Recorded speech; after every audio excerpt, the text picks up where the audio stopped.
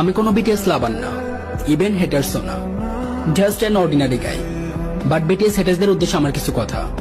ভাই শোনো, BTS আর্মিরা BTS like করে এটা তাদের ব্যাপার, তুমি বিটিএস হেড করো এটা তোমার ব্যাপার।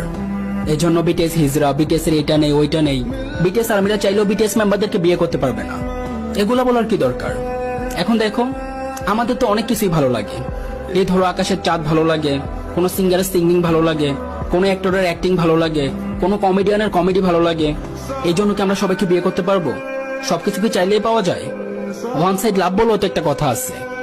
আর হ্যাঁ, কাউকে সম্মান না করতে পারলে, কাউকে বড় না করতে পারলে, অন্তত কাউকে ছোট করার বা অসম্মান করার রাইট তোমার নাই। কাউকে ছোট করতে কোনো পার্সোনালিটি প্রয়োজন না হলেও কাউকে সম্মান করতে বা বড় করতে অনেক পার্সোনালিটি, মন মানসিকতার প্রয়োজন। এজন্য কাউকে ছোট না করে আমরা সবাই সমান, আমরা সবাই মানুষ, মিলেমিশে চলো, সবাইকে সম্মান করতে শিখো। সম্মান দিলেই সম্মান পাওয়া যায়। ওকে।